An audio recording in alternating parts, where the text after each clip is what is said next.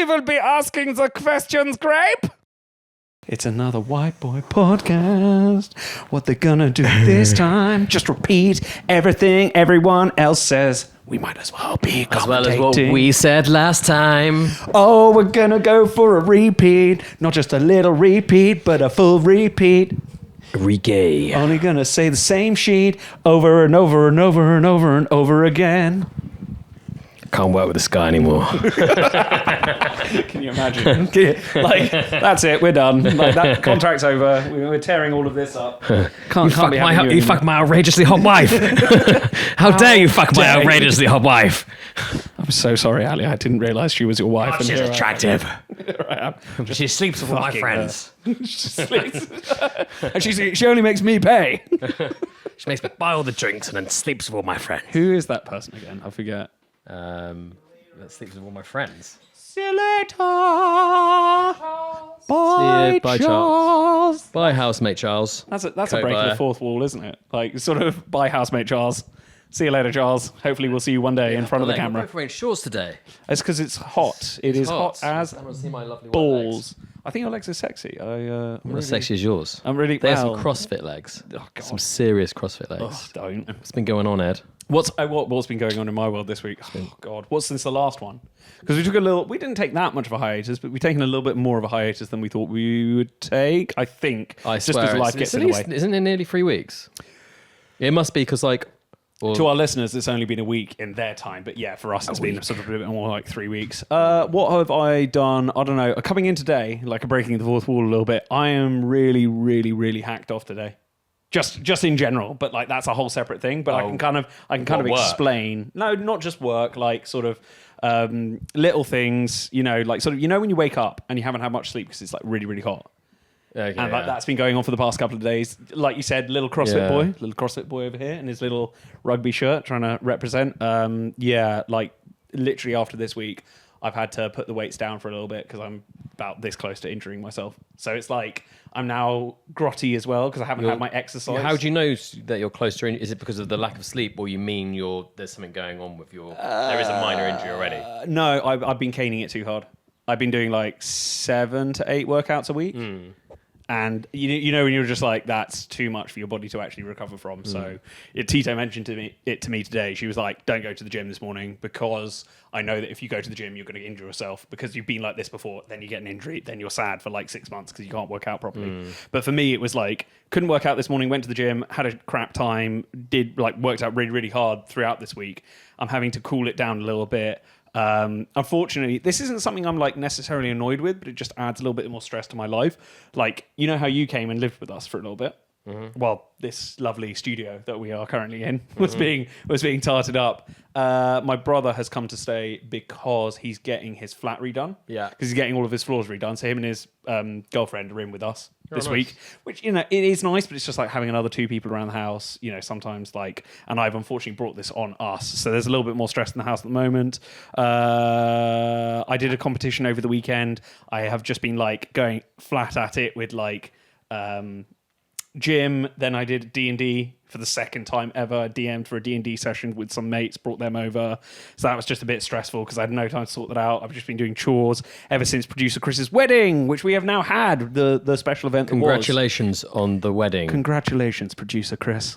Woo. He is now a happily married man. No, he's been a happily married man for a while. I've been married. You've been married. It's the second wedding, of exactly. course. Weddings, completed it. So now, the same woman. It's the same woman. Thank goodness. Double married her. So now, producer Chris and I have got more things in common. We've both had 2 weddings. Because you guys were there for my you had my yours Nigerian wedding. 2 weddings as well. in 2 days. Exactly, 2 weddings in 2 days. Took him 2 months. Yeah.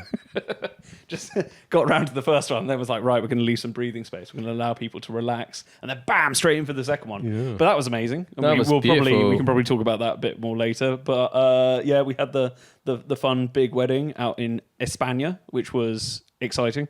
And oh god, it's just been non-stop stress. And then what else has happened to me? Not what has happened to me, but what is going to be happening to me.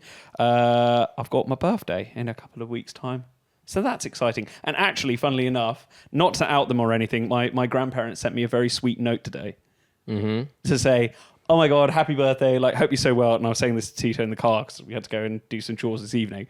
And my grandparents sent me on like the wrong day, like 10 days in advance. And I was like, I haven't responded back to them yet, but I will do after we do this recording. But it's kind of like, oh, thank you so much. I'm not going to mention it. I'm not going to be that mean and be like, oh, thank you so much. Like, da da da da. Actually, it's 10 days from now, but you know what I mean? It's just one of those. Efficient. They're quite old. They're lovely. They're sweet. And to be honest, I don't talk to them enough. And if I'm being entirely 100% real, I don't know how many more birthdays of theirs or mine I'm going to get to see them for. So I don't know. Maybe that was weighing on my mind a little bit. Anyway, away from my sad boy depressing sort of stuff, Ali, how have you been? What's been going on in your life? I've been over all the last right. week or Yeah, so? like the wedding was great out in Spain. We had a little road trip as well. So we kind of, I think you were out there just kind of primarily for the wedding and maybe a couple of days more, but I did a full 10 days out in Spain as well. So yeah, flew into like Valencia, traveled around that sort of area, and I rented a car, a nice Beamer, which was great. Ooh. I was in charge of the tunes, which made me happy. Did you drive? No, Tom, the lead driver, Tom, he just lead driver. I the love lead driver. the title. He was just like, no, we're not going to pay extra for that. Why would we do that? You could just drive. Second drivers. Second and third driver. But like none of us drove in the end. Not even Tom. Not even lead driver Tom. Just left the car at the airport. I think you could put it into cruise mode and things like that. But yeah, so yeah, we had a nice little trip. Traveling around, it's beautiful out there. Guadalest, what a place up in the mountains. And they speak different Spanish, don't they? Like around sort of Valencia, it's like slightly different dialect all to have traditional like Spanish. different languages, don't they? But I know there's Catalonia, which that's the region next to Valencia. They speak Catalan, which is, I think it's got similarities to French. So it's kind of like the Welsh to us. It's just like that odd kind of Cornish. It's quite different from Spanish, and so they speak that there. We went to Barcelona. I ended up in Barcelona. I went to a festival, Primavera, for a day, which is always fun. I love it at Primavera. It's definitely my second favorite festival behind Glasgow, I think. Yeah, I can't remember whether we mentioned that last time that you were excited to go to Primavera, and we were like saying it was like. It's like renowned, like, were we saying this at the wedding that it's renowned for being like a queer friendly Interestingly, festival? it never used to be. So it was always kind of like, I mean, it's just like, obviously like everyone's welcome, but it was just an indie sort of festival years ago. And I started going and it was still quite an indie festival. But then it's I've seen it grow from being the indie festival to like a major pop festival, and I think that's probably why it's kind of there's always like some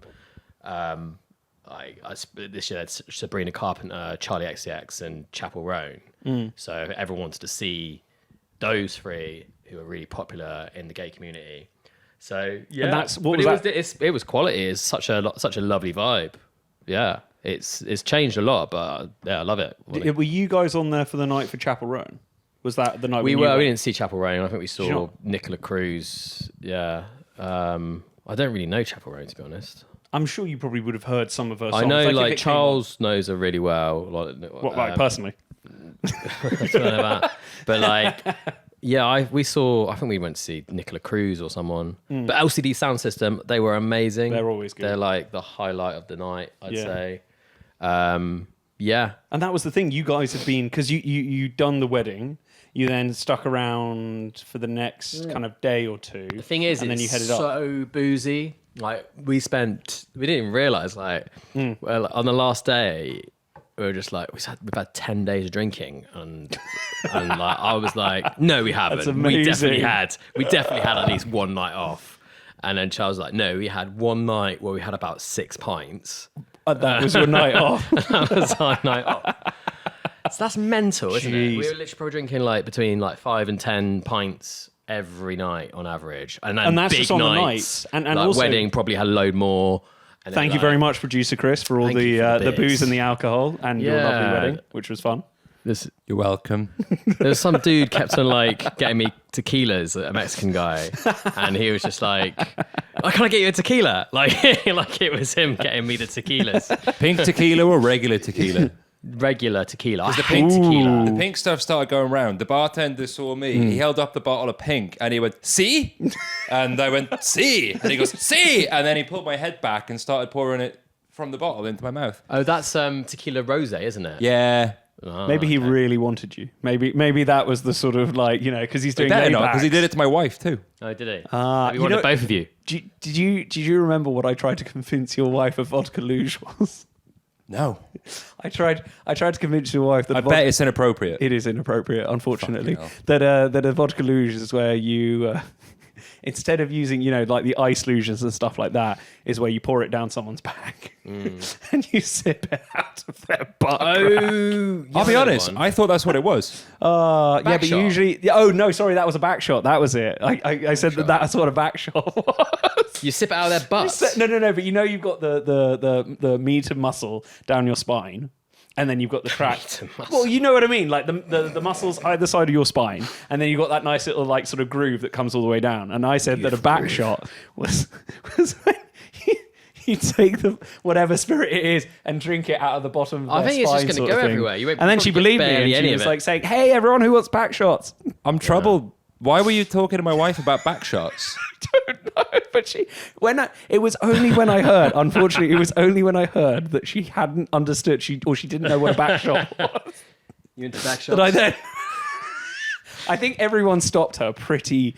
Like everyone just went, no, Becky, it's not that. And I said that as well. But I was just having my 5 seconds of fun. My 5 seconds of fun of leading people astray. We tried to get her to go to the bar and ask for a back shot Yeah. on her wedding day. And you weren't even drunk. And was that on the day of the wedding? I think that might have been on the day of the wedding. Or the day before, either or. But yeah, I was No actually idea. drinking over the wedding as well. So. How dare he? Not that I'm gonna put out a public apology to both producer Chris and Becky. I am so very, very sorry. And to the backshot community. And to the backshot community. Because that's who I care about, guys. That is my general level of like shit chat, trying to like sort of trick people and do dumb shit. But that was fun. So But yeah. So yeah, we had fun. But it was just like just non-stop drinking, and then Yeah.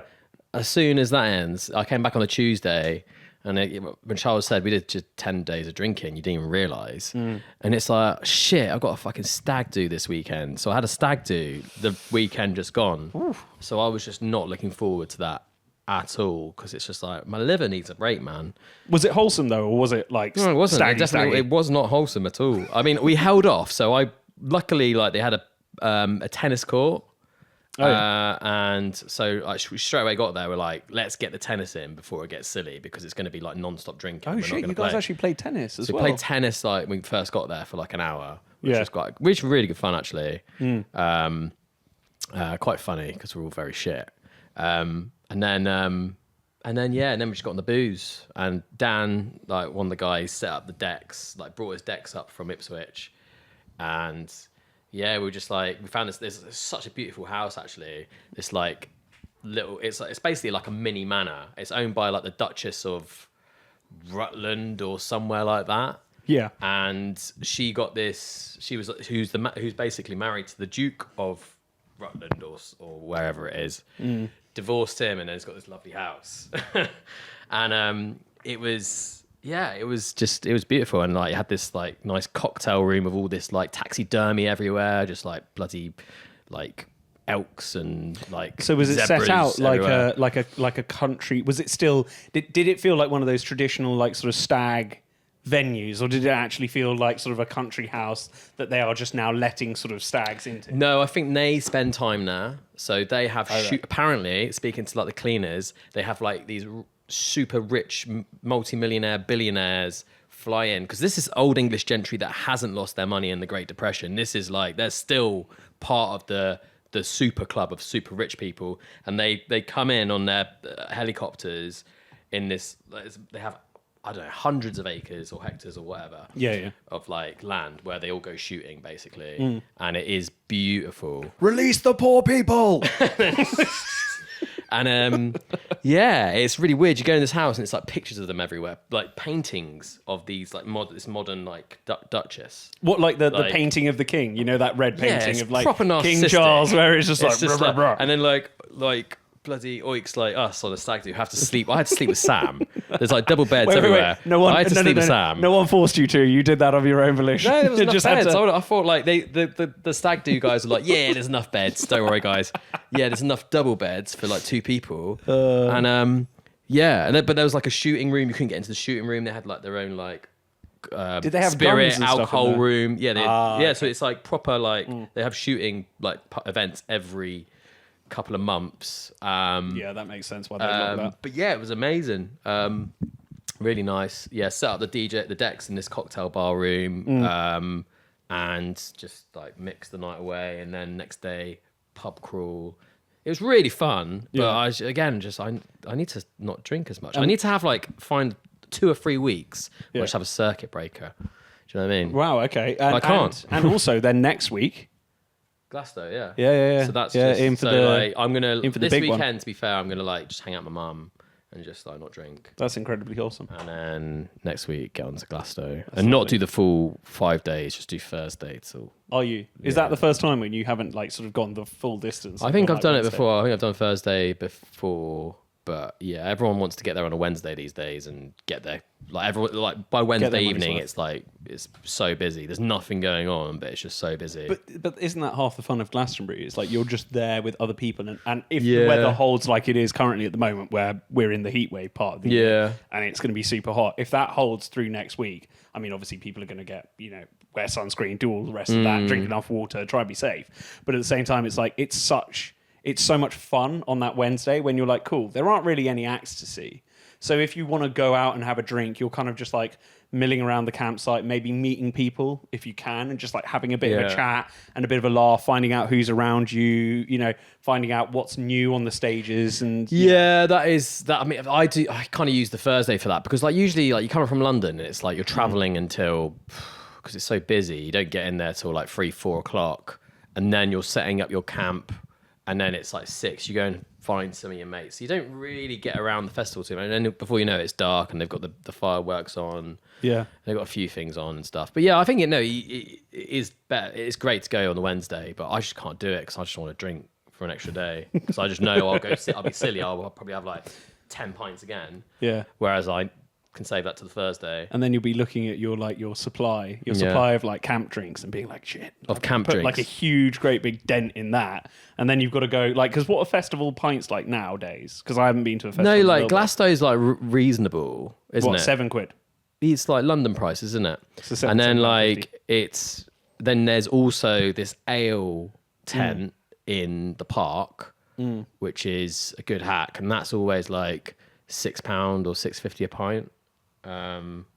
It's ale though. It's like hot day, or do you want like kind of like Nuki Brown. Cellar Cool Ale? I don't know. But yeah. Jeez. But I think that brings us quite neatly onto our topic again for today, which is another double parter. We didn't think that it would be, and that is alcohol. So welcome back everyone to The Elephant. I'm Ali. Sorry, there was so much of a delay. Do you want to do that again? Because I interrupted you. Sorry, I don't know who I'm sitting across from. Who is it? Ali. That was There's so weird. there's a big space in between my name. Oh, so on your birth certificate, it's like space, Yeah. down that end, like Yeah. almost coming off the side of it. Dak made an error. God. And welcome back to The Elephant, everyone. The podcast where we give our unfiltered opinions, and sometimes we manage to actually squeak out a little bit of wisdom in terms of what our particular elephants are on the topic. But yeah, today we're talking about alcohol again, as it would happen. And just for clarity for everyone, I am on 0%. I said for producer Chris's wedding that I would go and drink alcohol, and I did. And now I'm back on. Computer. No, It's like my shit. wait, the battery. Edge. No, 0% in terms of alcohols, and so I'm going back on my sober-ish kind of journey. Yeah. Actually, which was inspired by the research for this podcast, which was really interesting. That I kind of found that, but sort of to kick us off today, we've just been talking a little bit about Glastonbury and drinking in the sunshine and like happy kind of memories of drinking. And I know, like on the last episode, we did talk a hell of a lot about some of the science with differing kind of quality of the scientific research. I don't know how accurate we were. I think I researched some topics enough.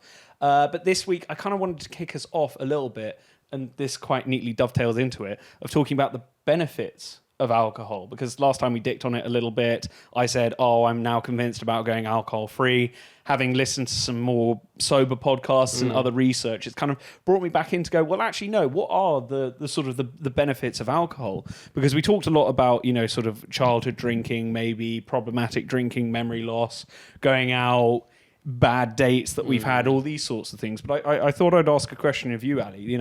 When can you remember, it could have been a date or another time, of a time when you went out drinking and those like sort of perfect days where you're out with your mates, yeah, or you're out on a date, and it's like it is at the moment, British summer, not a cloud in the sky, the only sort of couple of months of the year where it is truly and properly nice, and you've got that kind of clear sky day.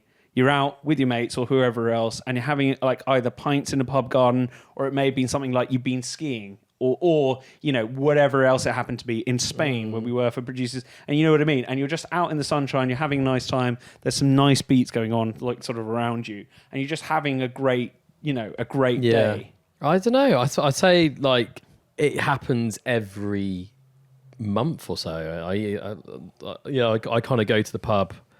You're spoiled for choice, basically. Yeah, I feel like last week in Spain, you're there. You're there just drinking on the seafront, just having a few drinks with your mates, and it's just perfect. Just love it. But then when you're at that point where you have your first pint, and then maybe like a few more into it, it's just that's the kind of happy medium, or like the perfect kind of environment of where it's just great. Yeah. I think. Going back into, I don't know, when I was, I suppose, like younger, like days which really stick out. I don't know. Again, it's probably like you end up getting too pissed to remember. Oh, is that it? It was always like, an excess. I feel like it's the bit. That's the point where you're kind of just a bit tipsy, or you're just like you've had like your first drink, second drink, and you're getting that nice feeling, that nice buzz. That's kind of where you want to be, and that's where your memories are. But then when you end up just drinking too much and then forgetting about a lot of things, don't you? Yeah, because I mean, one that I had, which started off as a terrible day because of alcohol, one that comes to mind, but then actually went into like quite a nice day as a result of that, was when I went out on a stag do with my mate Carl, and this was in Dusseldorf. So out in Germany, it was summertime, like beautiful blue sky days. Got there on the first night. I think I arrived a bit late on a Friday or something else like that. The guys had already been out. Went and met them, had a few too many drinks, got a bit too excited. Like sort of woke up on the Saturday morning and genuinely wanted to die. Like like those hangovers where you're like, everything is just the worst thing in the world, and you like literally my brain is screaming, my stomach is churning. Get out, and it's like a group of 18 guys, and they're all sat down there at this place we found for breakfast, and they all got Aperol spritzes, and so they're all just sitting there going Aperol spritzes, and they're like, "Oh mate, do you want an Aperol spritz?" And I'm like, I can literally think of nothing worse. Like the last thing I ever wanted was like anything even remotely fizzy or alcoholic. They were like, "What are you doing? Like, you've got to like come ship shape, get up. We're going out today, and we're going on a Was this day 2? Day 2, and we're going out on a beer brewery tour." And so I was just like, and in Dusseldorf, they're like famous for their brown beers. You know what I mean? Like sort of slightly is heavier actually beers. lovely. It's a lovely, beautiful city, isn't it? Oh, and like Yeah, the little you go to those pubs, don't you? And they just the tiny little beers. You don't like go the to 20, the bar. They just 20 centiliter beer sort of thing. They bring them out on the big old trays. Yeah. They just start marking it off and having a great time. But anyway, so I was feeling like absolutely demolished. Like I was just having a crap time. We started going out on the beers, and it turns out that the guy who took us for our brewery tour was a guy called Chris. Funny, very funny German dude who spoke near enough perfect English, but he was cracking out all of the Nazi jokes the whole time right. because it's like, oh, English stag group. But like, even we were a bit like, okay, Chris, like, I think you've gone far enough. Like, sometimes he would say something and we would just be like, that is like really on the nose. We were just like, Jesus, I don't know if we can really stand that. So there's me having a shite time, trying to drink down what is delicious, like brown beer in Dusseldorf, like famous beer, better than Cologne. Yeah. You know what I mean? Like, and I think it was by the point, like I was trying to put down the beers, not go out. I think it was by the time we hit our third brewery that I finally decided to turn a corner. I'd had enough like waters and stuff. I think I might have like thrown up a little bit in one of the toilets. really? And places. Oh, like, you- it was yeah, it was a a bad it was a hangover, bad day.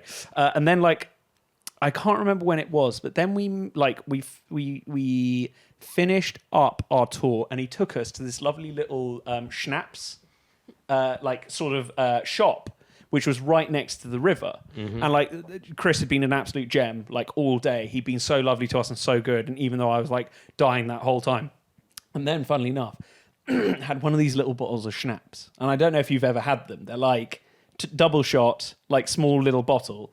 And I had one of these things, and I could literally think of nothing worse. And you know, it's like almost like a Jaeger. Schnapps is like, it's a bit sweet, isn't it? And It's sweet and herbally. They're like it's low, not the Is it like 30% or less than that? yeah, or? it's about 30. I think it's 30 to 35%. oh, So it's so not. it's It's quite- not. oh, It's it's not not a a weak wasting shot. drink. If It's like, you know, quite a sort of a strong alcohol. Anyway, we had these, and I had one of them, and I can just remember being like, like suddenly, you know what I mean, like almost a sweeter, less herbally Jaeger. Or actually, no, sorry, a less sweet but more herbally Jaeger. That's probably how I'd describe it. And they're like, it woke me up, and I was like, and it was a day like today. It was blue skies. It was absolutely beautiful, and like we'd had this lovely tour, and Chris had been so good, and I was with a group of guys who I hadn't really got to know that many of them, but now we had. And I just remember being like, right, now it's back on. Yeah. Then after that point, like, you know, because of the alcohol, because of being, you know, in a foreign country with a load of dudes who I don't really know, you know what I mean? Like they're all lads from Newcastle who've known each other for like forever, but like all lovely people as well. But like slight nerves because don't really know them that well. It's for my mate, you know, we're all going about. And then like we go out, and then because I think it's because of the beer a little bit more confidence to me, feeling a little bit better, wanting to go out and chat to some other German people. We managed to chat with some people who were around us outside the Schnaps store. And then they took us with them around Dusseldorf. So they literally took us to like all these really cool little places which you wouldn't have known. Mm-hmm. They took us to other breweries and were ordering drinks for us, taking us out. And I just remember like at the end of that being like, yeah, okay, like alcohol, it has its drawbacks in certain instances. But then, like, even though I'd had a crap time because of alcohol, then it, like, picked us up. It got us chatting to other people. It broke down barriers as well from, like, the ritual of drinking alcohol. yeah. And then we had, like, a lovely, lovely time with these people who we wouldn't have otherwise. I actually ended up buying them lunch. Because it was like, Can I buy you lunch? Yeah, exactly. I tell you what, I'm a surveyor. I'm from London. Let me buy you a big pork knuckle. But it was so nice. It was so lovely, and everyone was so friendly in Germany. Even Chris. It does sort of break Nazi down joke barriers, there. doesn't it? Like you're right. Yeah, the amount of times now you come to mention it, like Yeah. that just reminds me of like so many nights out. Usually when you're abroad as well, and you just you're in a little town where. Yes. It's not, you're not with like loads of your mates. It might even be just like one of my mates. I remember last year at the Euros, we were out in Germany, we were out in Dusseldorf. And I can see why you say it's so good. that It is good was weird because everybody was an England fan there and it was nuts. But then we went to my sister's town in Munster and we stayed there one night, watched the match, and then got back into Munster, had some beers. And yeah, we bumped into like locals. Nobody was out that night, but then we were wearing like football shirts or something like that. And then we saw like someone wearing another football shirt and we're like, oh yeah, you guys did all right today, the Portuguese or whatever, they did all right tonight. And then you just end up drinking with these guys and they take you out. They're like, I'm local, let's come out of us. And yeah, it breaks down like barriers and you meet these people, you get their Instagrams, not necessarily like you're gonna never see them again, but like you become a bit matey. You have like a bit of a, yeah, like sort of pally sort of relationship with them. And it can almost be that like double-edged sword, like with football especially. Now, I like, you know, you remember on my stag do that got me dressed up in a full Crystal Palace kit because I am probably one of the only plastic Crystal Palace fans out there. But like,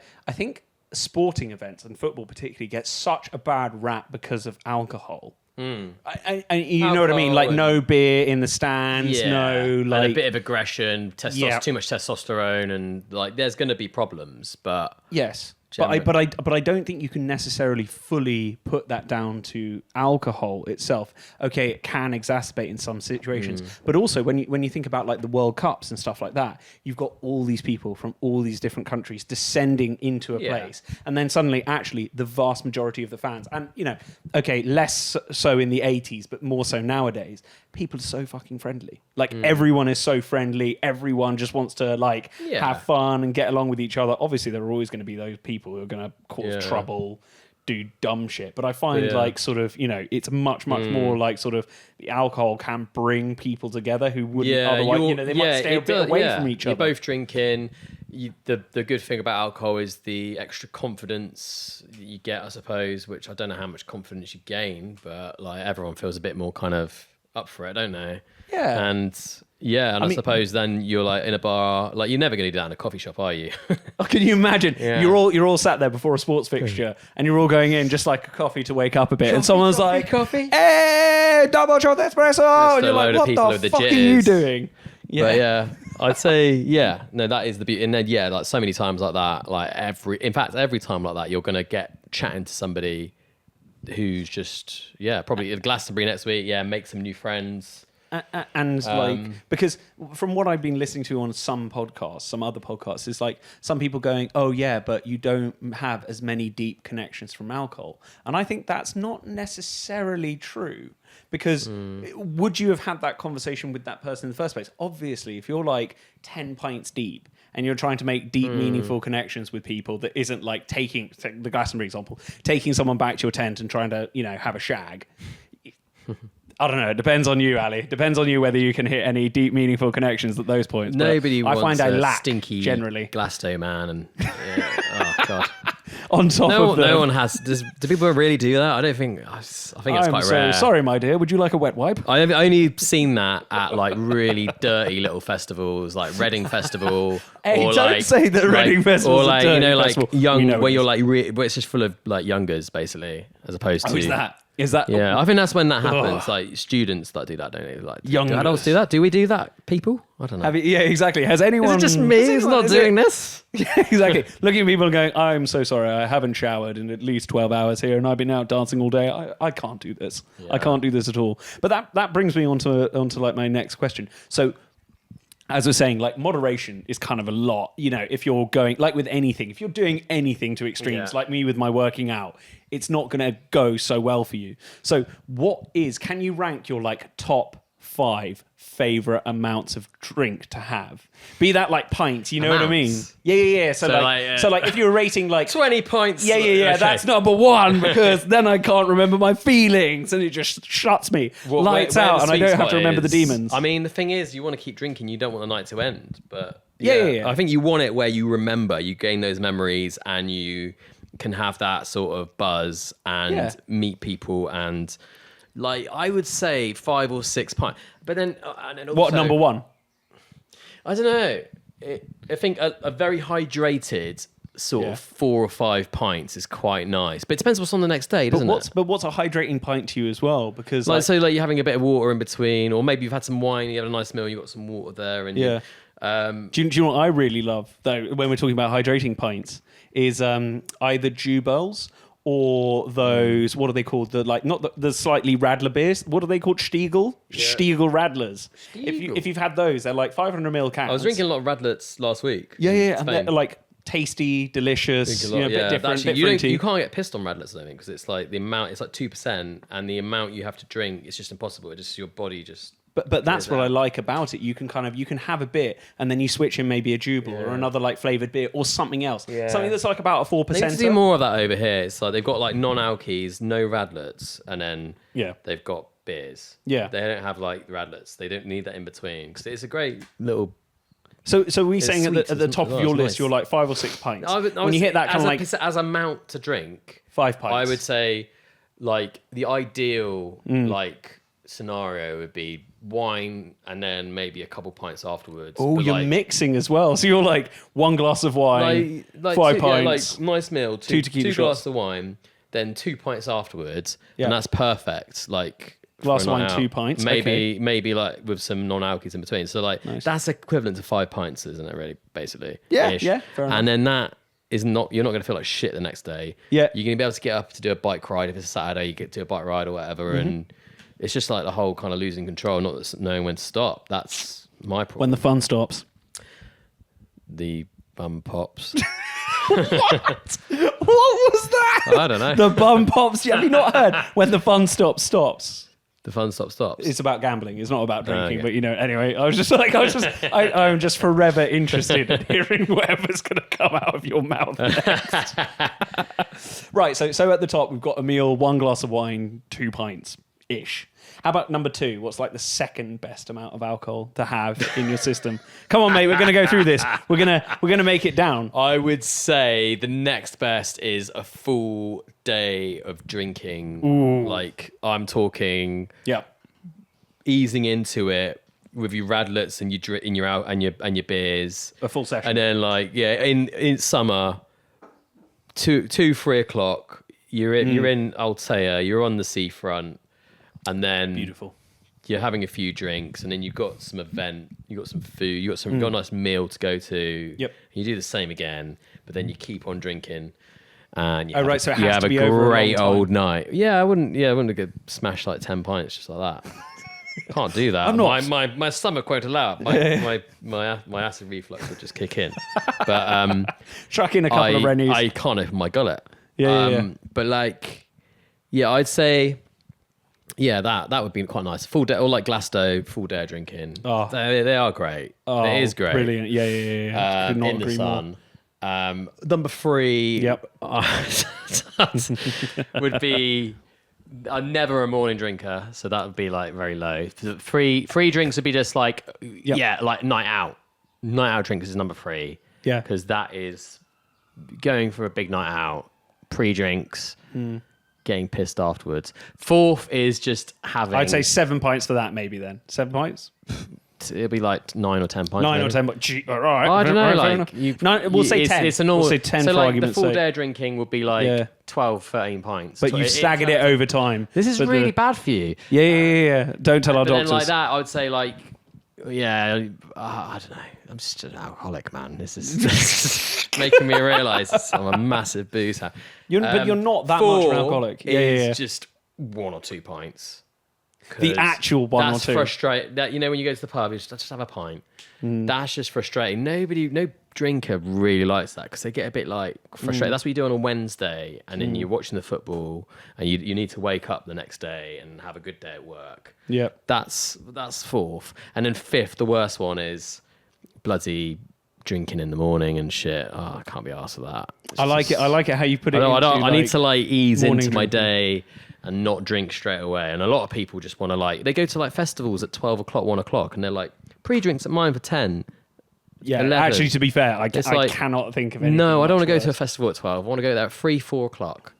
A day festival, and then just have maybe a drink before, and that'll be it. So by your scale, we've taken a consensus that it's either you elongate the time over which you are drinking, so that you moderate it more, or in the short period you just have a little bit less food and stuff like that. Obviously, weather makes it so I much. think I've nicer than it done. could be. It's like number 3 and below, they're a bit shit, aren't they? Like I don't really like going out and pre-drinking and then going out for a night out. Now I want to have nice meal, have an experience, and just elongate it and have some nice booze and have some nice wine, nice beer. I think that's interesting though, right?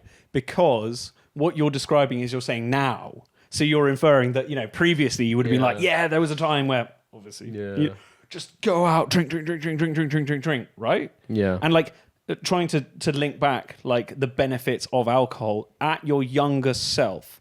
I find that there are so many times where you're so like anxious or like your hormones are changing. I'm talking about like teenagers specifically as well. And times are getting tough. And a lot of people, at least from our generation, would like turn to alcohol at a party or whatever else to try and break down those social barriers and to try and interact with now, people. don't we? We're still kind of. I remember like when I first started working in property, and I'd have to go. There'd be some drinks, and I mean, this is kind of not super related because I didn't pre-drink for this this situation, but What, at your desk? Like a couple of Peronis. you go just to a like, networking event, you'd be like, oh shit, I'm going to meet all these new people, and like I'd be there like pacing outside before going into this bar, just trying to be like, oh fuck, new people, like what are they going to be like? They might be cunts. I might walk in, In they might property. start laughing at me. Who the fuck are you? You're new to this business. We don't like you. Yeah. It was always fine when you got in there, but I remember thinking that's when I could do a fucking drink right now. Yeah. But I was a student, so I didn't. Couldn't afford it. Couldn't afford a pre-drink. Okay, well that's interesting because I'm thinking like young people nowadays, right? Because by and large, I haven't looked into it too much, but by and large, they aren't drinking as much as we used to Yeah, drink. Gen Z, man. What are you doing? Well, Letting us not know. just Gen Z, Gen Alpha and Gen Beta. But why do you think that is? Because aren't Gen Beta like free? no, Gen Beta. Gen Alpha's like they're like 13. Gen Alpha are coming up 18 soon. They are already 18 or otherwise. Fuck Gen Beta off. are like coming up 16. Really? I think I'd have It was to just check the other that. year when I'll I have was to just fact like, check Gen that after Z this episode, are but like, or Gen Alpha are like 13. Jesus. yeah. Scary. But anyway, so they're already probably at the age where they probably have the option, if they're being like sort of what the older generations have been like, to have been experimenting with alcohol. But from what I hear, a lot of them are choosing not to. Now, is that just because of the price point? Because cost of living crisis, Cosy live, and everything is just getting horrendously expensive. And the price of a pint. Can you imagine being somebody now, like who's just come out of university or not even gone to university, is on a starting salary wherever they are in the country, and they're having to pay £6-7 for a pint? Yeah, it's ridiculous. Like we had £1 a pint when we were young, and I've not Yep. seen £1 a pint for a long time. Oh, it's I mean, absolutely it was kind of watered down beer though, wasn't it? But But who really cares about that? Like, sort of but pound a like pint. it was, we had all this great like shit, like cheap student. I mean, I suppose you've got Yeah. like Weatherspoons and stuff now. Yeah. So, well, you had it back then, but like that's where people can go, and there are like cheap pubs where it's like £4 a pint still. They're like dodgy as fuck. Yeah, but exactly. they're But like, are they not? Is that then? It's just like, okay, so the cost is one part of it. The general attitude towards drinking. I think many more people are kind of saying, actually, do you know what? I'd prefer to do other activities. It's not as worth it. Like we can do other things, and I think they're all getting on cat. that's And is it that they're so it's not that the sort of the self medication and self soothing through something Cat and is GHB, inherently isn't bad, it? but they are saying, well, if it's too expensive, then I might as well go and try other things, which help me to do the same sort of stuff, but they make me feel better anyway. Yeah, I suppose like there are other like people do shrooms as well and stuff like that, and there's people. not really a come down and on a lot of those kind of drugs compared to alcohol where you feel like shit for ages. But I think that is because of the moderation. I think that's because if you would, like with any of those things, if you were to do it as much of it comparably as people do with alcohol, because if you think about other ones, like say ketamine, for example, if you're doing enough ketamine to knock you out, you have done a lot of ketamine. If you're doing enough magic mushrooms to knock you out, you have done a lot of that thing. But with alcohol, everyone's just like, oh yeah, like where's Gary? Oh, Gary's just face down in the toilet. He's just like absolutely teetotal, passed out, and people are just like, legend. You know what I mean? Legend. There's not that kind of attitude with like, oh, Bob's done a load of heroin. Bob's fully unconscious. No one's like, what a sick guy Bob is. You know what I mean? Legend. Like, legend. There's not that sort of attitude with like, Imagine. lots of other drugs. You know what I mean? He's done enough ketamine to put down a buffalo.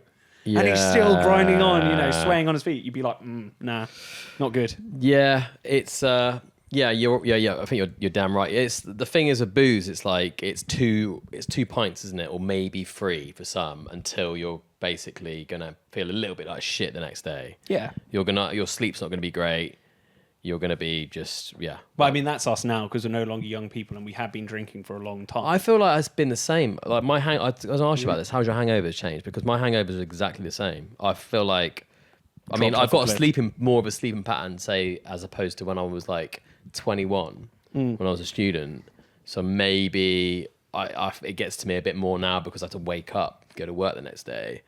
You got more responsibilities. But mate. like, I wouldn't, I could sit around and watch TV all day back then, where I can't really do that anymore. You're trying to organise So- too many things. So like, Yeah, I would say the hangovers they're more like invasive on my life, but they're not worse. Yeah. But that's because I probably drink a lot and I'm used to it. Are you an tolerance. alcoholic?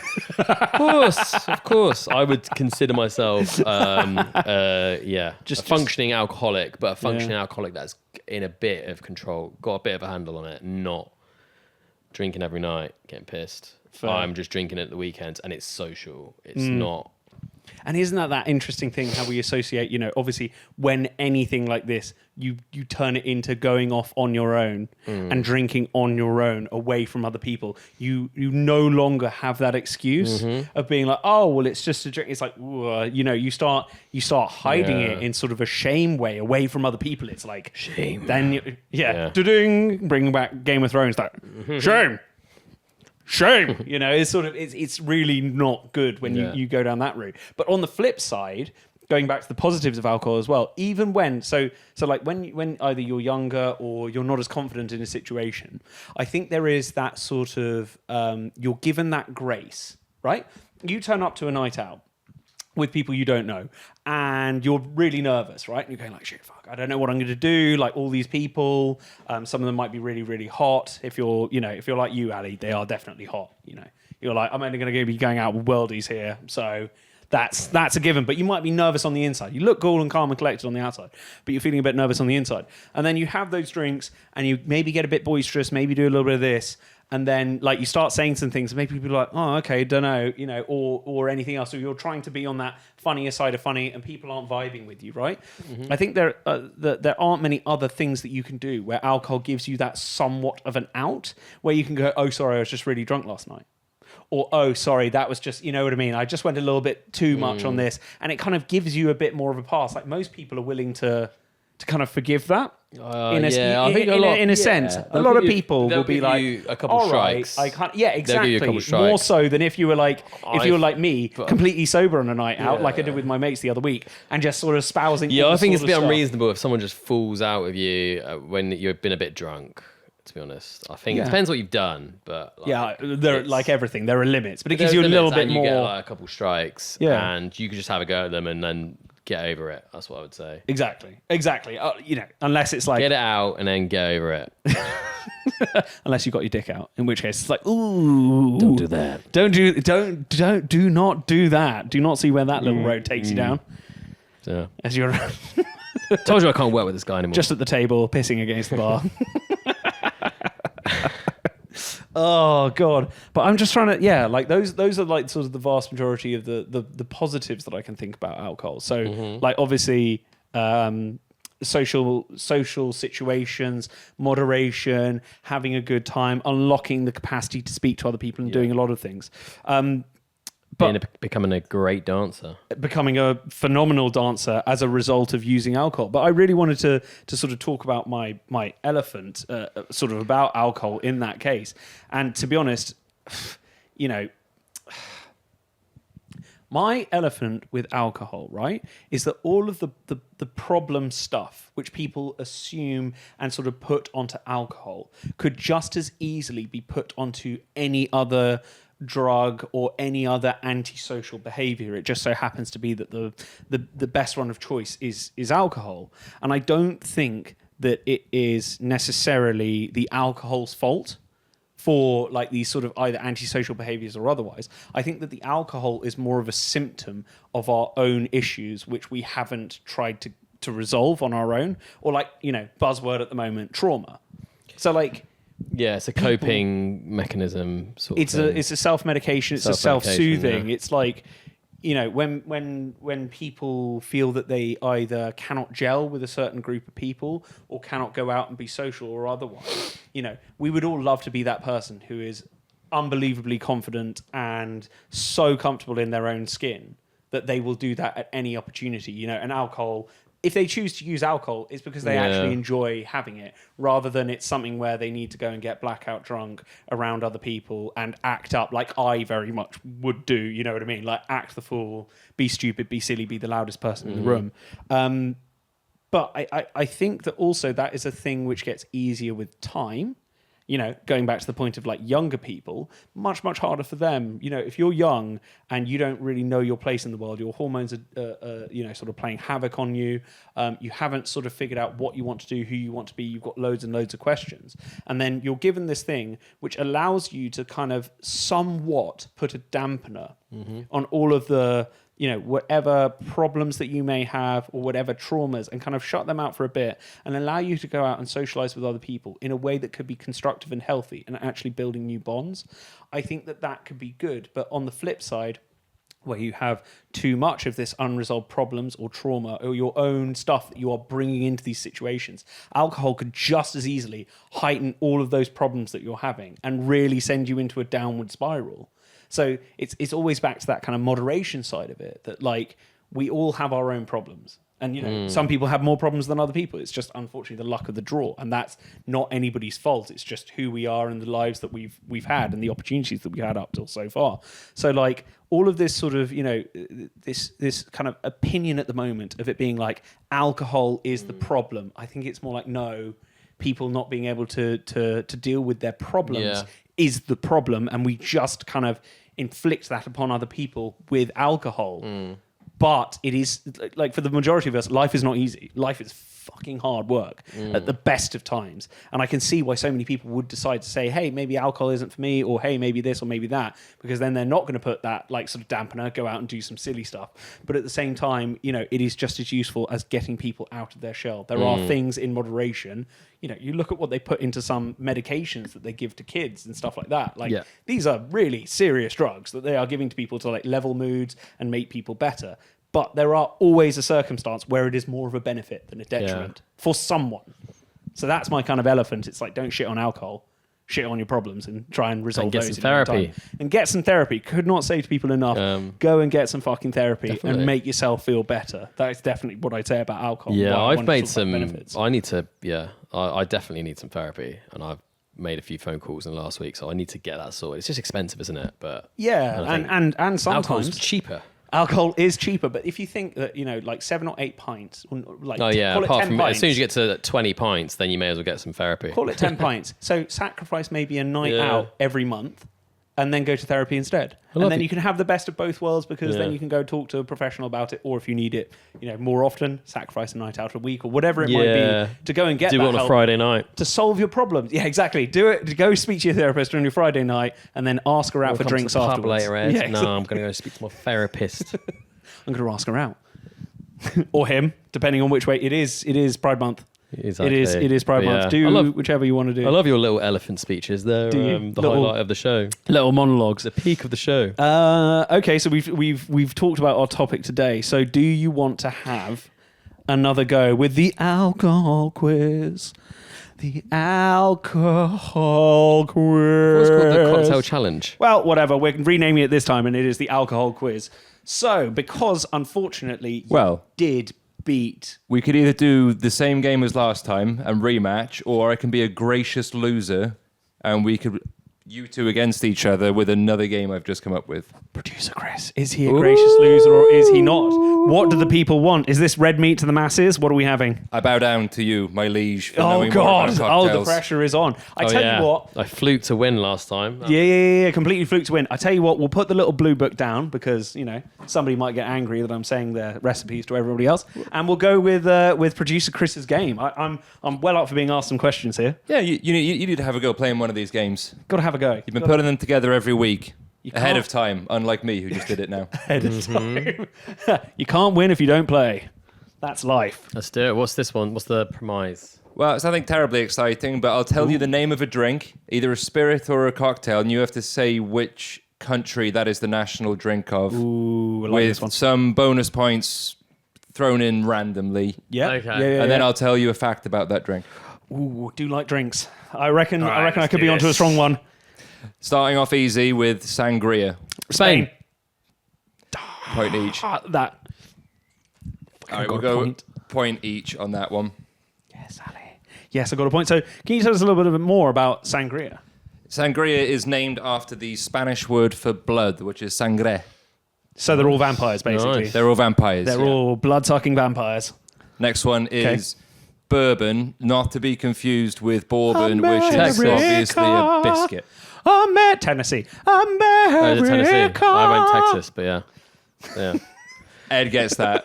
The Yeah, answer you was win. USA, and specifically where was going to be the bonus point. So You there said you Texas. go. I You know. uncouth, uncivilized man. Wasn't it like invented by a British guy that moved out to the States? I mean, in the current state... That would have been a way more interesting fact than what I've got here. In the current state of America, Like they Jack probably Daniels. deport bourbon. at Jack this point. Daniels is like he's a Welshie, wasn't he? Get ice Was all over he? that bourbon, kick it I out. think so. Someone said that last Come week. on. Have a Wait, look what? into it. Wait, what were they saying? As in, like, Jack Daniels is a Welshie who emigrated out to the States and made bourbon out there. Yeah, so what I said still stands. If it were today, they'd literally put ice all over Jack Daniels and throw it out the country. Why? Because ICE is the Department of Immigration, something or other. And them the- guys. The yeah. guys who are coming Yeah. up in masks and Got shit you. and throwing people I out the think meant country. ice. No, Like it was a double entendre. Ali, God, he's because clever. Ice This guy's a genius. Bourbon. you're way off. He was born in Lynchburg, Tennessee. Where's his heritage from? He was born. Does Ali get a minus point for being so I'll be, far I'll off be the mark? kind. I didn't say that was the answer. I said apparently. And also, what's his Allegedly. heritage? Daniel sounds quite a little bit Welsh, maybe. This is like bullshit. Bloody stories down the Daniels, pub. I am. Oh, actually, he's of Scots-Irish, Scottish, Oh! and Welsh descent. I retract There you go. all of my previous But he was from statements. Tennessee. Yeah. There we go. Bloody Cowboys. Oh, that's like any American though. They're like, "Oh, where are you from? Oh, I'm Italian." No, you're not. You were born in the fucking I'm United Italian. States. You have other people in your family who may have been Italian. Are you Italian? No, you're of Italian heritage. Joe Biden Eat is shit, not America. fucking Irish. He's almost dead. That's because they have no identity. Yeah. There's not much mix. Wait. They love the from identity America. of other people, but they're trying to throw them all out anyway. It keeps on writing itself. Let's go. Let's not piss off all the Americans then. Before we even release Sponsor. any No more podcast. kings. No more kings. Except this one. Fuck yes. All right. Number 3. It's going to get a bit harder now. Number 3 is Singani. Oh, I want to go Indonesia. I've blown my load. I've gone out straight out of the gate. Singani. Sea Can you spell biscuit. it? Yeah. Done the final Like furlong. it sounds. Singani. Yep. Singani. Indonesia. You know that, do you? I would say Philippines then if he's going to say. Ooh. Right, you're both wrong, so you're gonna have another go at that. Fuck's sake. Singani. Singani. Romania. I was going to... Ooh, that's close. I was going to go for Armenia. Oh, you're wrong. Oh, fuck. Again. Shit. Right, no points there. It's Bolivia. We Made were in from- the wrong continent every time. I was about to give you the continent, but then he jumped in with Romania. Yeah, we're just too eager. Two eager beavers over here. It's produced from white muscatel grapes over 5,250 Cool. feet or higher. Is that... Wait. Do they have to... How do they check every single grape, though? It's like, were you made at 5,000 feet? Were you made at 5,000 feet? I assume they know where the tree was. Was a Gestapo present in Bolivia, or was that just Argentina? We will be asking the questions, grape. How did you make grapes about Nazis? I have no idea, but I'll be here all Where a week. lot of them went to hang out, didn't they? Yeah, exactly. At was Argentina. I think it's Venezuela, 5,280 feet. all over South America. Yeah. Bolivia? Maybe I don't know, Probably. but maybe not Bolivia, They're all- Venezuela, Colombia, and Yeah. Argentina. I Imagine think. if there was a song, right, that was about the Nazis fleeing Europe after World War II. Run to the hills. That seems very appropriate. Right, over to the next question. The next one is soju. That's Korea. Fuck you, Ali. You are a dumb fuck. That's a bit harsh. That was before I even. They said that they were drinking that a lot Sorry, in, that that in was rude. Vietnam, actually, from memory. That's the last time I think I saw it. Soju. Soju's great. Oh, they've got it in like Sano's. Ooh. Yeah, we could get some soju after this. Let's get some. Let's go get some soju. Soju. In 2006, it was estimated that the average adult Korean older than 20 had consumed 90 bottles of soju during that year. Yeah, So the Koreans drink a lot. Everyone had about Koreans, 90 yeah. The bottles guy I of met soju. in Vietnam was Korean, and Yeah. he was giving us all these weird drinks. Do they get ADS? What's Yeah, ADS? ADS is not the technical term. But when Asian people turn red, you know, after they've had, because their bodies can't process alcohol as well, they get like flushed red faces. And it's because they can't process the alcohol in it, like our livers, because small beers and everything else. We've been drinking beer, like alcohol for a far longer time. In Asian communities, they didn't have as much of that. And so their bodies can't process it as easily. So they turn red and get fucked way more quickly. And I named it ADS because I call it Asian drinking syndrome. So that is that is Not the correct term. So that is everyone gets that though. Some people get Eventually, red-faced. rosacea, like No, all but of some that. people just get it after a couple drinks, don't they? Like some people are like a little bit allergic to it. Yeah, and that's the thing. If your body can't process it as Yeah. easily, you get the red face. And you just don't drink. Exactly. Unless you're a legend. A lot of people that I know that are teetotal from a young age they get the red face, and I think that's why they don't drink. They're a little bit allergic. Yeah, so yeah, maybe it was because they were allergic in the first place, or because they. And they're saying it's because of a health thing. Yeah, it's like fuck off. No, it's not. It's because your You're face like goes red. lactose intolerant people. You want all the fucking cheese. so Yeah, you're just yeah. not ballsy enough to go for it. Pedal to the metal, fuckers. Right, sorry. Fuck off, wino. All right, where is cachaça from? Brazil. Brazil. Fucking hell, mate. That was on the quiz from last time. Do you really? remember? Was it? And then Yeah, and you then used to producer work in a Chris said bar, Brazil. and I've just worked in a restaurant, so I've got nothing on this. You should know all your wines, all your beers, spirits. You should know a bit about each. I was spirit. about 18 and I was an idiot. I didn't pay attention to what was going on. I just served it and I was trying not to shake when I was like serving people shots. like wine. I was too bloody nervous. Did you ever drop like an entire tray of drinks on someone or like food and stuff while you were serving? No, it was all right. I think it was always on the edge, but I'd always save it. I'd always be like, ooh. Just doing that for fun, Yeah. putting people on edge. Right, producer Chris. Cachaça has got over 2,000 nicknames, including Heart Opener, Holy Water, Yeah, Tiger Breath, De Jesus. and Eye Wash. Sounds Eye awful. wash. It's definitely awful, Yeah. isn't it? Cachaça's Is quite it- nice. So it's a from little Brazil. rough, but it's nice. Have you had it? It's a little Yeah. rough. All the Brazilians are going to be like, This was going to be the bonus point, but I just think Ed's going to get it immediately. What's Yeah. the national cocktail that has cachaça in it? Caprani. Caprini. I want to give it to Caprino. Ali because well, that's fair. Caprani. He got it first. Caprani. With a little bit I of an knew accent. what you meant. Basic way of saying it. I knew what you meant. And I've got a doctor's note, Yeah, so exactly. Close enough. With I'll give you a point. Style it point. out. I'll admit it's mostly out of pity at this point. But I'll give you the point. to be fair, this was a loaded quiz. Yeah, I didn't realize at the time. Booze. It gets more loaded as well. Oh, does it? Nice. Yeah. That's what everyone likes. Everyone enjoys this. Pisco. Oh, Argentina. no, Chile. No, Peru. Peru is correct. Fuck! Sorry, I shouted into my mic. I apologise to everyone listening. I learned that the other day Peru. on my date with a Peruvian. Peru. Oh, it's loaded the other way. And puppy. we got pisco sours, and that's the first time I realised that was a Peruvian drink. I didn't know they had a cocktail I down blew there. my load. I definitely blew my load. I'm sorry. Nice. Apparently, Pisco tastes so non-alcoholic that it gets a lot of people drunk without knowing they're drunk. It reminds me of cum. Not that I've ever drank cum. Pisco sour, maybe. You know what I mean? Like it's slightly white. Straight pisco. Oh, They yeah, do like 'cause a it's egg white, Do the they egg do? white. Yeah. Do they do like a salt rim? Like I'm a little bit like. You know, not that I've never. So what is pisco? Not that I'm gagging for I've it. never had it straight. Is it nice? It's Straight? a horse semen. It's not horse semen. No, it looks like vodka. It's just clear liquid, and it's smooth. So it tastes Sorry nice. to every Peruvian person listening to Let's get some this. pisco in. Let's get some piscos in. Your national drink is cum. Horse cum.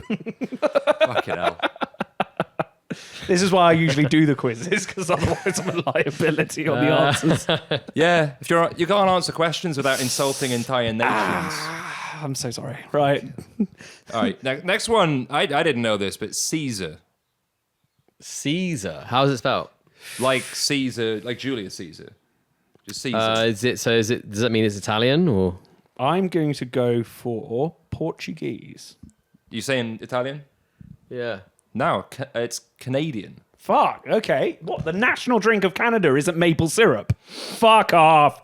Fuck off, Shorzy. Okay, so this is the most famous drink from that country. It's not just where it's from. Caesar. What the It's fuck like is it? it's a very popular cocktail there. Oh, it's a cocktail. It isn't like an alcohol in and Yeah. of itself.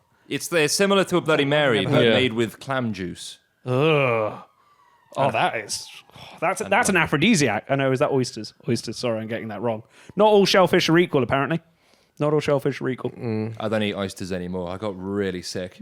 Yeah, I've had some terrible poos from oysters. I nearly missed Queens of the Stone Age because of oysters. Jesus, Yeah, that is pretty bad. On the topic of alcohol, I drank 4 pints and I fucking went. Well done. Well There you done. go. See? Medication. Medication. No on one the got road. that point. All right, I've got 3 more. Sounded so disappointed. All right, Bakharovka. Russia. Belarus. No. Damn. Was it like Mongolia? Czech Republic. Oh fuck! I would Really? not even in the slightest. I thought it was Pilsner Not Urquell. even- Becherovka. I know Becherovka. I used to have a bottle. It's a bit like Jägermeister. It's herbal. And apparently most people, when they first try it, they say it tastes like Christmas. Really? So it tastes like So a it's car. nice. It's pretty nice. It's pretty You've nice. had it before. So it tastes like one of those car air fresheners. then, Prague's one of my favourite places. Becherovka. Okay. Karovka. Shit, I should have known that actually, because one of my good mates, one of my groomsmen, It's he's Czech. no. His wife, his partner is Czech. Ooh, if she ever listens to this, She's gonna hate you she's forever. gonna just exactly. How dare you not know this random drink? You want to from come the down to my country? pub? Fuck off! Get out of my pub! You should have caught her and checked. Oh, for fuck's sake! Fuck. Right, sorry, I'm swearing a lot. All right. Bit of a curveball. Okay, This A one's curveball? called Nihonshu. that is Japanese. You cannot tell me that is not Japanese. Japanese drinks are now whiskey and Nihonshu. If it is Chinese, I am so fucked. Can I say China? You could always say China. China. So you actually know this drink? No, I heard Nihonshu and it sounded close enough to be Japanese as not to be anything else. But their national drink should now be whiskey. They have taken that from the Scots. They're good at whiskey. They It are. is They're Japan. better. It was a curveball because everyone would normally expect sake. However, sake... Oh, where's it gone? Sake actually refers to any alcoholic beverage in Japan. Really? Every time you drink sake, you're actually drinking Nihonshu. Oh, so that's the rice wine. Yeah, okay. rice wine. Okay, that's I very got this off interesting. one website that I just Googled. It could be wrong, Yeah, but this is what it says. but it's probably another That's- name for sake. So Hey, man, it's you have fine. to know more so about I could have the said culture. sake and got the extra point. They have anime. You should have asked us what that would have been a good bonus point. What was What's that? another name for it? Yeah. Sake. Nihonshu. Yeah, it could have been. Okay, I feel Coulda, woulda, like shoulda. All right. coulda, woulda, shoulda fucking done it. Let's go. All right, Do we've got two better. more. This one's got a fun name. This one's called Mama Joanna. Marijuana. Mama Joanna. I'm saying Jamaica just for fun. Joanna. No. It sounds like a kind of a patois. Mama Joanna. It's got to be Patois-y somewhere West kind of drink. Africa. It's a bit more niche of a Oh country. fuck! I've already fucked it. The look in Niche his eyes. country. So can we? Shall I have my first guess? French Guyana. Niche. Don't go too niche. I would say yeah. A country that the doesn't Gabon. exist. Yugoslavia. Gabon. The Gabon, which Gabon. Where's that? is in Africa. Is it? We're going to check that. Very after tiny. this. It's very tiny. I'll give you a bonus point if that's a real place. Swaziland. Yeah. What's the boat? What's the where is it from? the clue? The clear. The clue. The raging clear. I've got such a clear. We need a raging clear. It's raging clear. Raging clear. Fuck, I have to think where it is now. He doesn't know. It's South America. Ah, fuck. He doesn't know. Is it South Central or South? Is it like because remember like South America starts- Guatemala? That's North America. No, that's Central America. Actually. Yeah, Central. Oh North. shit! It's not in South America. Where is it? Oh, It's in Gabon. it's off the north coast of South America. All right, well, fair enough. Yeah, like Oh. around French Guyana, like that kind of area, like, above Brazil. Wait, Wait, are so you it's talking in the the Caribbean. It's in the Caribbean? Caribbean. Yeah, you're talking Caribbean. Wait, Jamaica was my first. Dominican Republic. That was correct. There you go. So I get all the points. I I barely had any. I had one guess. I had Gabon. Yeah. And then I thought it was- that. was it so I must reset? get more Did you points both because he guess had it? about 10 No. guesses. I said that's fine. You He can was have just that one. shouting Of every course you country. can I'm have not that running one. this quiz But I very said, well I said at all. Jamaica. I said it sounds patois, and then you're like, no, it's not. We went on a whole thing, and then we ended up with the Dominican Republic, which is about He went next door to Guatemala. Jamaica. He went pissed. French Guiana. I am pissed. He went somewhere I was else. like literally, I was like on the dartboard, like I was everywhere but the bullseye. What a prick. Fuck's sake! Right? Okay. All right. Bonus point if you can guess the highly unusual ingredient in the cocktail. Cocaine. It's not cocaine. Damn. Coca leaves? No, it's Coke not that Zero. part of the world, is it? It's I'm not getting this. It what is from there. Bloody you could get it from your garden. coconut. Orange. No, it's none of that. Grass. It's tree bark. Grass. Oh, Fair. okay. They made right. this cocktail with tree bark. All right, that's cool. Right. Last one is Chapman. Oh, Nigeria. Yeah, it was loaded. God. We should go and have Chapman's sometime. They're great. What is Chapman? Chapman is like a pinky, like reddy pink, kind of really delicious. It's like a fruity cocktail. I can't remember what's in it, but I remember going out to Deptford and having some nice Chapman's out there. So we should definitely go to Suya and Lobster in Deptford. And what go I to read Chapman's. is in Nigeria, it's most commonly non-alcoholic and given to kids. It's so tasty. Honest to God, have a Chapman. Have a Chapman. It is great. Do that in a Nigerian restaurant, surely, rather than burger and lobster. No, Suya and Lobster. Oh, Suya. Suya and Lobster. Burger and Lobster. Oh yeah, they've just got some Chapman's on their menu. Don't know why. Yeah, let's go there. Yeah, Book yeah, a table. Yeah, definitely. I'll take you out, babes. Oh God, yeah. Look at this man. Is there anything he can't do? Yeah, well, there you go. Right, how are we on Well, the I quiz? lost again. Well, No. We Not by don't, much. we don't know that. It was 4 points to 6 points. And together we make a round 10. I lost to quick reactions boy over here. Yeah. If I had better reactions, if I wasn't such an alcoholic, then I'd have won that. Yeah. I need to play edit cocktails next. Woo! Maybe we'll do that at some point Maybe in the I'll do future. the questions next time. Exactly, that could be quite fun. We'll just whatever it's about, we'll just have a cocktail quiz. And guys, before we jump off this podcast, I just wanted to leave you, seeing as we had Chapman's and Nigeria as our last cocktail that we talked about. I wanted to give another Yoruba saying to everyone this week, and I'm probably going to butcher this once again. I did have my Nigerian contact, my Yoruba contact, tell me how to pronounce this and what it meant, but I'm probably going to butcher it. So the saying is "Odubabe ejeke yotsialong." Does anyone want to have a foster a guess as to Have as to a what that means? drink, then the night will be good.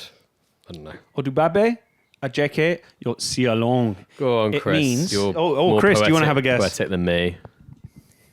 As the night grows long, as does our willpower, the end. Close. It actually means I'll be happy on your back. Which Okay, what does isn't that got as to you do with booze? which isn't as you think it would be. Is that So 'cause it's basically, it about back means. shots? So no. Is there something it's you not say about. to- It's not I'll be about having your back back shots. It's not about back Is it shots. something you say to a horse? No, it isn't. It literally, yeah. So it means I'll be happy on your back, which literally kind of means I'll let you pick up the tab, or I'll let you take the pressure. I'll let you do the thing for me, which I thought was quite nice and poetic, like sounds most lovely. things in Yoruba. Okay. Sounds like Ali's date the other day. It is. It could be.